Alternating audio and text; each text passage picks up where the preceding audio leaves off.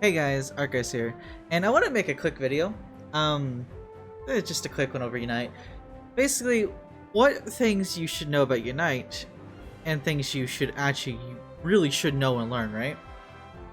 So yeah, first things first, right? Before we hop into this, make sure if you enjoyed today's content, go down and hit that subscribe button, And while you're down there, there's a little bell icon right there. You can hit that if you want to get notified when I upload, right? So first things first. Whenever you're choosing like which Pokemon you want to be, right? Make sure you actually learn what they do. For instance, my favorite Pokemon obviously is Absol.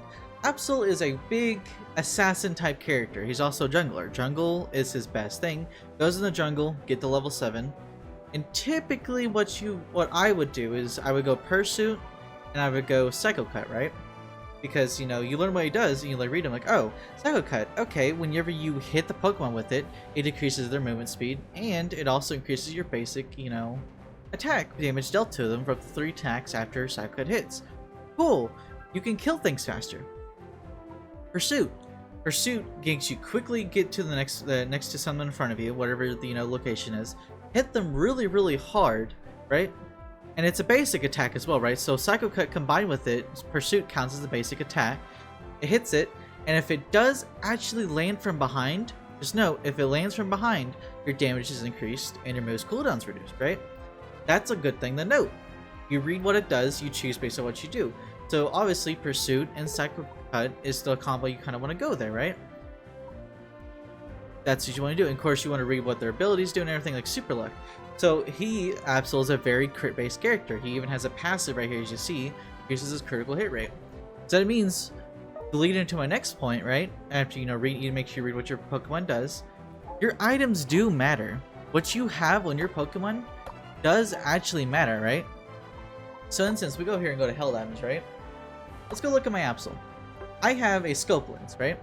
Scope Lens increases the damage of basic attack critical hits. The higher the Pokemon's attack, the more damage increases. So obviously, Scope Lens at the higher levels, and everything, right? As you get higher and higher, increases your critical hit rate and your critical hit damage, along with increasing the damage of basic attacks critical hits, right? And the higher the attack, the more damage increases, right? That's really, really good for Absol because he's a crit-based character. But at the same time, I also have something called Attack Weight. Sometimes people, you could change that for like the Mantra Race or whatever, but I do Attack Weight because obviously I score a lot. I kill really fast and I score, right? So Attack Weight is really, really good. When a Pokemon scores a goal, it increases its attack based off what the attack you have there, right? So now I have at level 28, its attack gets increased by 60.8 every single time I score a goal. That means score 1 point, 10 points, or 50 points, I get that attack increase. And then of course I also have a Focus Band. When I drop a low HP, for each second, for every 3 seconds, right, I recover 40% HP I lost. This also increases my defense, especially defense, because Absol is not a tanky character. Obviously, if you read his kit, he's the assassin character, right? He's like a big glass cannon. He does big amounts of damage, but can be taken out really easily, right? So this is what I run him to make sure he has some survivability, and his attack and crit rate is increased a lot, so he actually does the big damage like he's supposed to. So like I said, your items do matter. And your item levels do matter, right? And something to note is that they do stop giving you extra upgrade effects, when you reach level 20.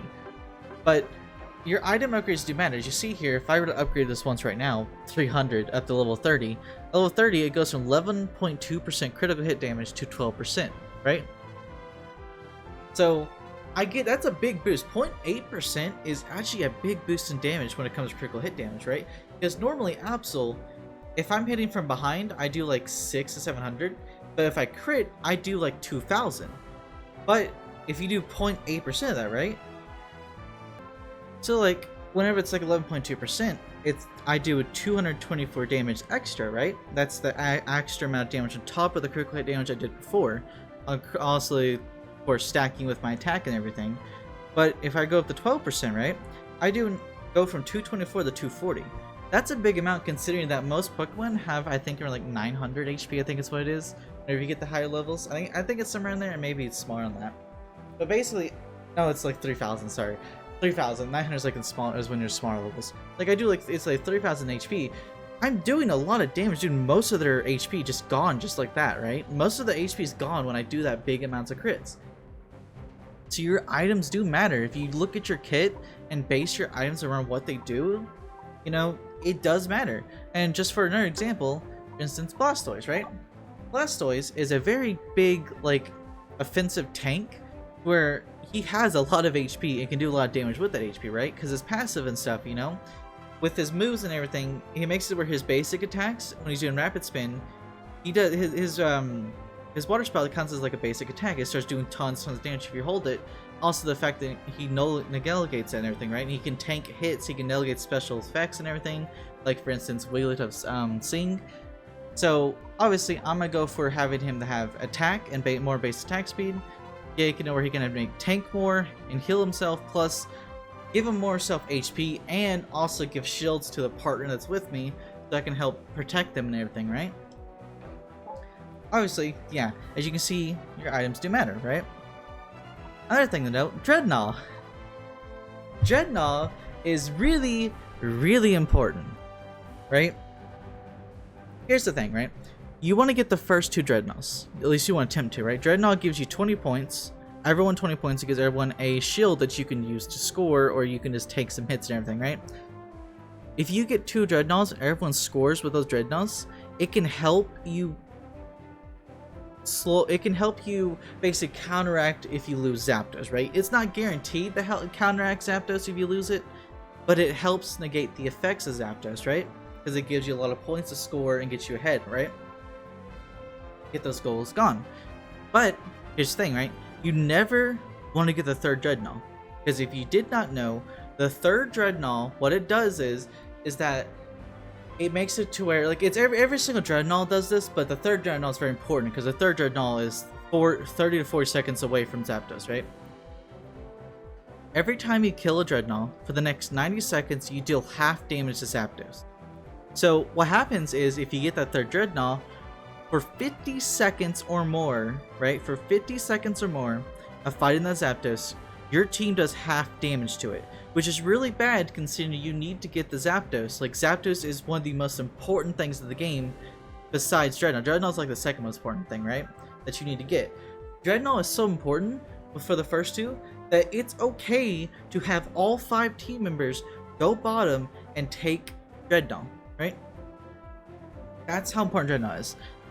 And the last thing I want to talk about, right? This is like just a bunch of tips, right? Is that whenever you are in the menu screen, right? And you're selecting what roles you want to do, right? Let's say that you have an Absol who calls center, you have Blissey who calls bottom, you have a Ninetales who calls top, right?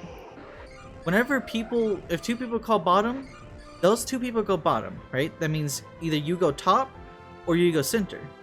If someone calls center and 2 people call bottom, that means you go top, right?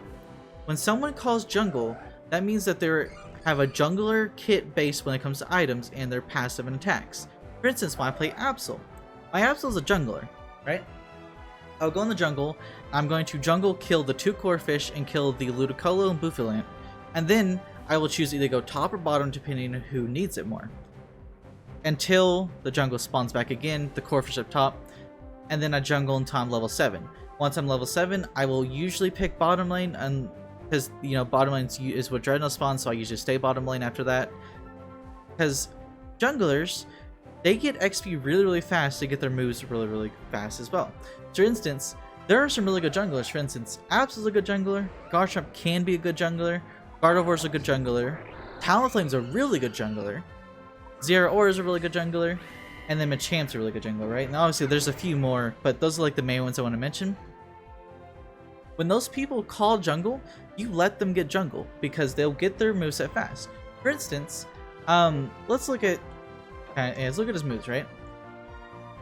You want this man right here, right, to get his moves as fast as possible because he has submission, which increases movement speed and makes him immune to hindrances/status effects. So basically, he grabs them, he gets faster, grabs them, slams to the ground, they can go into cross chop, right? Along with his passive that increases his attack and everything, his guts and everything. His base attack is really good. Cross chop's really good. You want him to get those fast because he's going to have a jungle crit rate build where he can just go up there and start just tanking and taking out on the offensive a lots of the opponent's Pokemon users, right? So you want him to get it. Zeraora. You want Zeraora to get his moves fast. You want him to get his discharge fast, his ultimate fast. You know, you want him to actually get these things so he can be a big help. Same with Absol. I wanted to get my Psycho Cut and Pursuit combo so I can actually do lots of damage and kill faster, right? So when people claim those roles, you let them have those roles, right? That's what you should do. You should like work with your teammates and get together, right? That's it. That's all I want to say. Just a few tips and everything for newer players and everything, right? And also current players who don't actually know this and don't follow this for some reason. Thank you guys for watching. I'll see you guys next video. Bye bye.